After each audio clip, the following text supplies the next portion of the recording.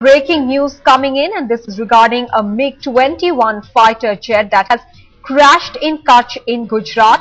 What we hear at this point is that the pilot was able to eject before that crash. That's the bit of breaking news that we're getting for you from Kutch in Gujarat of a MiG-21 having crashed over there, but the pilot ejected out safely before the crash. Shiv Arur, our deputy editor, now joins us with more details. Shiv, what exactly happened? Any flight that happens and this aircraft took off from the Nalia Air Force Base, which is in the Kutch region of Gujarat. The Nalia Air Force Base, as you know, is a frontier base. It's close to the borders, and the MiG-21 squadron over there is mandated with combat air patrols and air defense missions in that sensitive part of the country. Now, this particular aircraft is taken off from there. It was a single pilot aircraft, and it crashed quite soon after takeoff, is what we hear. The exact reasons for why it crashed are not known at this time, but there may have been some kind of a mechanical failure or an engine failure, which is usually the case with MiG-21 aircraft, they being pretty old. Now, thankfully, like you pointed out, the pilot was able to eject, and we can also confirm that there was no damage to any civilian property on the ground or to any life on the ground. So, in that respect, it's a saving grace that there was no loss of life.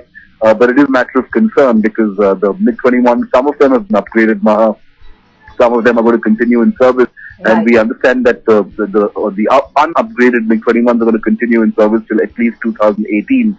So it is a matter of concern. A court of inquiry is in order. Shiv, what I'd like to ask you is that over the past 45 years, over half the MiGs inducted by the IAF have been lost to accidents. Then why is it taking the government so long to phase them out? You just pointed out 2018 is the year by when they can actually be phased out. Actually, there are a lot of misconceptions about the MiG-21 Maha and the accident rate, which is actually a little skewed. The Indian Air Force has actually operated the MiG-21 in much greater numbers than it has operated any other aircraft, which obviously means that the MiG-21 has been flown much more than any other aircraft, and therefore the accident rate is higher.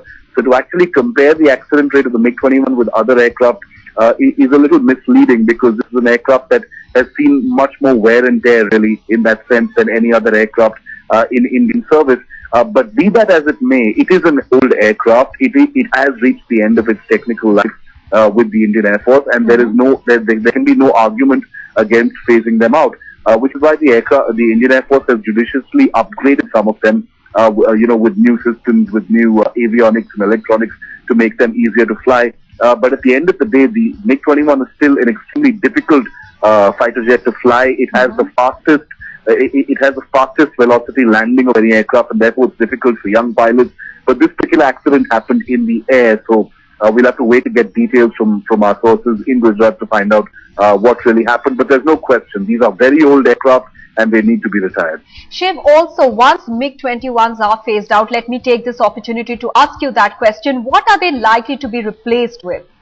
Well, you've got the medium multi-role combat aircraft, what we've been calling the mother of all deals, which is likely to be signed by this financial year, which looks to acquire 126 aircraft. Now, the French Rafale has won that deal, as we reported first on headlines today in January this year. Now, if all goes well, that deal will be signed by March next year, and you'll see aircraft arriving, 36 months after the deal is actually signed.